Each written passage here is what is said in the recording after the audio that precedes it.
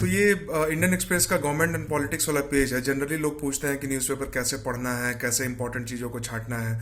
तो देखिए, जब आप एक बार थोड़ा अडेप्ट हो जाएंगे न्यूज़पेपर पढ़ने से, तो जनरली इस पेज को लोग इग्नोर करते हैं कि इस पेज को नहीं पढ़ना, लेकिन एक सरसरी निगाह डाल लेनी चाहिए। जैसे आज इसमें देखिए दो इंपॉर्टेंट न्यूज़ है, मैं डिस्कस करूंगा, उससे आपको समझ में आएगा।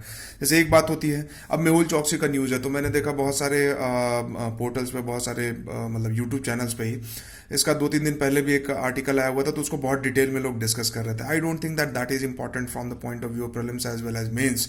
ठीक है, इंटरव्यू में हो सकता है कि पूछा जाए, ठीक है, वो भी अगर आप बैंकिंग सेक्टर वगैरह से रिलेटेड है तब। ठीक है, आपको याद होगा कि मेहुल मेहुल भाई का चेहरा एक बार देख लीजिए।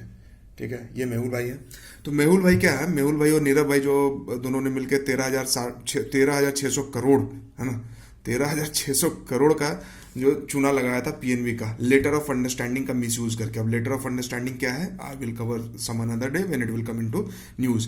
तो हम पूछते हैं कि भाई इंपॉर्टेंट आर्टिकल क्या है। तो इसको लेके देखिए दो चीजें हमें पता होना चाहिए। एक तो कि इंडिया का एक्स्ट्राडिशन पॉलिसी को लेके क्या इशू है। तो ह्यूमन राइट का इशू हो जाता है, जेल हमारा ओवर क्राउडेड है, जेल में जो है वो अच्छा व्यवस्था नहीं है। तो अब यूके कहता है, अमेरिका कहता है कि यार आपके यहाँ जेल में तो बढ़िया खाना नहीं मिलता है, कैदी आपस में लड़ाई करते हैं, मच्छर काटता, आप ऑल आउट नहीं लगाते हो, वगैरह वगैरह वगैरह। तो इसलिए हम यहाँ के कैदी को वहां नहीं भेजेंगे। बेसिकली यही एक्स्ट्राडिशन में प्रॉब्लम होता है। एक्स्ट्राडिशन मतलब हमारे यहाँ का कोई क्रिमिनल है, वो वहां पे है और उसको हमें लेके आना है, तो वो एक्स्ट्राडिट नहीं करते हैं, ये सब वगैरह बोल के। तभी तो क्रिमिनल्स यहाँ पे क्राइम करके और वैसे कंट्री में भाग जाते हैं जहां से हमारा एक्स्ट्राडिशन ट्रीटी नहीं साइन किया हुआ है। ठीक है, अब इसमें याद क्या करना है, देखिए आर्टिकल 9 पूछते हैं कि भाई इंडियन पॉलिटी में कैसे कैसे आर्टिकल का जो न्यूज में है, जो इंपॉर्टेंट है उसको पढ़ लेना है, बाकी तो जो एवरग्रीन है उसको तो याद रखना ही है, फंडामेंटल राइट का। अब ये आर्टिकल 9 है। आर्टिकल 9 में क्या बोला गया है, डुअल सिटीजनशिप इंडिया में है नहीं। आप इंडिया के अगर नागरिक हैं तो किसी और कंट्री के नहीं हो सकते, और किसी और कंट्री में आप गए और वहां का नागरिकता ले लिए, वहां का सिटीजनशिप ले लिए, तो आप इंडिया का नागरिक नहीं रह सकते। ठीक है, तो आर्टिकल 9 में यही बोला गया है। Article 9 of the Indian constitution state that any person who acquires a citizenship of a foreign country will automatically cease to be an Indian citizen. और यही यूज कर रहे हैं अपने मेहुल भाई, इनके वकील बोल रहे हैं कि जब आप इंडिया के सिटीजन नहीं है तो आपको एक्स्ट्राडिट नहीं किया जा सकता है। ठीक है, तो इस न्यूज को बस इस तरह से पढ़ना है कि थोड़ा सा पढ़ लिया, इसमें जो इंपॉर्टेंट था वो याद कर लिया कि आर्टिकल 9 ऐसे ऐसे है। एक और दूसरा न्यूज है, देखिए जस्टिस अरुण मिश्रा है, सुप्रीम कोर्ट के जज थे। ठीक है, तो इनका अपॉइंटमेंट हुआ है नेशनल ह्यूमन राइट कमीशन के चीफ के तौर पे।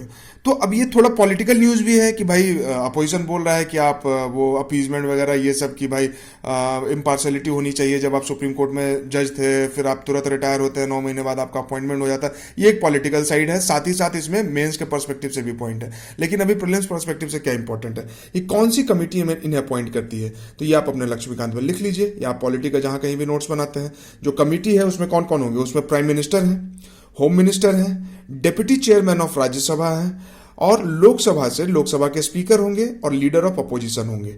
ठीक है, तो लीडर ऑफ अपोजिशन यानी कि मल्लिकार्जुन खड़गे ने ही ये सवाल उठाया है कि इनको कैसे अपॉइंट किया गया है। इनके अपॉइंटमेंट से मतलब कि एक तरह से डेमोक्रेसी को, इम्पार्शलिटी को, इंस्टीट्यूशनल इंटीग्रिटी को नुकसान पहुंचेगा।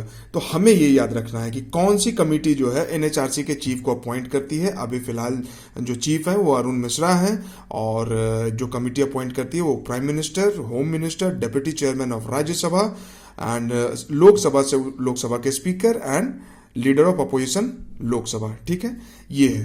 तो इस पॉइंट को इस तरह से निकाल लिया गया, किस पेज से, गवर्नमेंट एंड पॉलिटिक्स से। So you need to be smart while reading the newspaper. ठीक है, और ये धीरे धीरे हो जाता है। Thank you very much guys.